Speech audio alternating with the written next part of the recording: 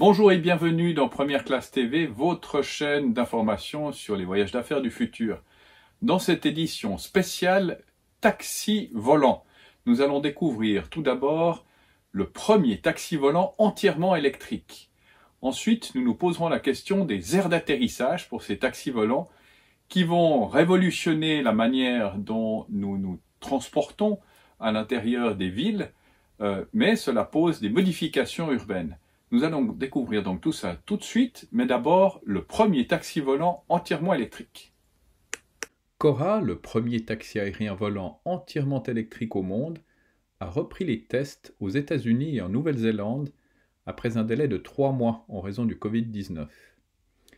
Cora est considéré comme l'un des avions électriques à décollage et atterrissage verticaux les plus avancés, ayant obtenu ses certificats de vol en 2017. Il a été conçu et développé par Wisk, une société spécialisée dans la mobilité aérienne urbaine, soutenue par Boeing et Kitty Hawk.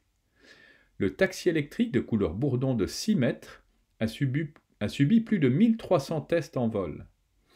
Avec une envergure de 11 mètres, Cora décolle verticalement comme un hélicoptère avec ses 12 hélices indépendantes et vole comme un avion à environ 450 mètres au-dessus du sol. La vitesse de pointe est de 160 km/h et avec la technologie de batterie actuelle, Cora a une autonomie de 40 km. Le cockpit est conçu pour 2 passagers. Cora est également conçu pour être autonome, ce que la plupart des analystes du monde eVTOL considèrent comme l'avenir des taxis volants urbains. La société s'est concentrée sur les domaines critiques non aériens tels que la certification, le développement logiciel et les opérations pendant la pause Covid-19. Les 12 rotors qui lui confèrent une portance verticale sont indépendants les uns des autres. L'avion dispose également de 3 calculateurs de vol indépendants aussi pour calculer sa position. Il dispose également d'un parachute pour les atterrissages d'urgence. Les taxis volants vont bien entendu devoir se poser quelque part en ville, il devrait y avoir des aires d'atterrissage. Nous allons voir comment ça va s'intégrer dans l'environnement urbain. L'avenir de la voiture volante se rapproche de jour en jour. Plus de 200 avions électriques à décollage et atterrissage verticaux eVTOL étaient en développement en 2019. Bien que ces avions électriques promettent de libérer des espaces pour la mobilité urbaine, ce qui retient moins l'attention, c'est leur intégration dans la vie urbaine. En d'autres termes, une fois que vous avez les machines, d'où vont-elles décoller, où vont-elles atterrir et se recharger? Cela semble être une question simple, mais c'est le cœur de fonctionnement des avions eVTOL. À l'heure actuelle, la plupart des entreprises adoptent l'un des 2 modèles commerciaux suivants. Un service de taxi urbain destiné aux pendulaires ou un service interurbain pour les déplacements régionaux. La propriété privée est un 3e modèle, mais sera probablement un petit marché au départ. L'approche taxi, soutenue par des poids lourds tels que Uber Elevate et Hyundai, envisage plusieurs vertiports à des endroits clés de chaque ville. Uber Elevate a prévu de commencer son service à Los Angeles, Dallas et Melbourne en 2023. À Los Angeles, 3 à 5 vertiports sont prévus au début, mais au fil du temps, ceux-ci pourraient être au nombre de 15 ou 20. Pour maximiser leur efficacité, les vertiports doivent être à proximité d'autres types de plaques tournantes de transport ou à des destinations très fréquentées. C'est pourquoi Uber utilise une approche basée sur ces bases de données de déplacement des gens pour déterminer les emplacements optimaux des skyports.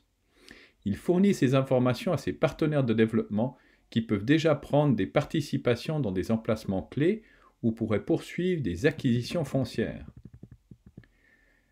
Il devrait le faire en partenariat avec les villes car tout nouveau skyport passera par un processus d'autorisation officielle. Il s'agit de prouver que leurs impacts urbains et environnementaux seront minimes. Le modèle interurbain prévoit des vols moins fréquents, ce qui affecte les besoins en infrastructure. Lilium, une entreprise allemande, a récemment dévoilé des plans de structure en 3 parties, pistes d'atterrissage, places de stationnement et terminal, qui sont de conception modulaire, de sorte qu'elles peuvent être aménagées en fonction de l'espace disponible. 2 ou 3 vertiports par grande ville devraient suffire pour assurer un réseau efficace.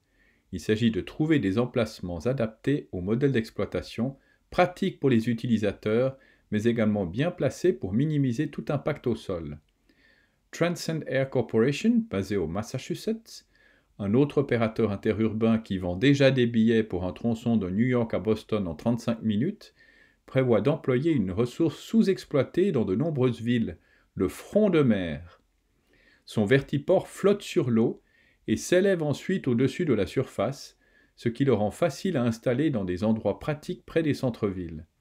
En étant sur l'eau, ils atténuent les problèmes de bruit et de sécurité. C'est une conception pratique, sûre et respectueuse de l'environnement. C'est ainsi que se termine cette édition de Première Classe TV. N'oubliez pas de cliquer sur j'aime, n'oubliez pas de vous abonner, de partager ces vidéos.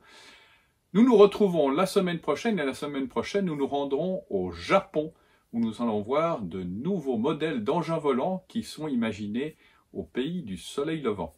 À la semaine prochaine!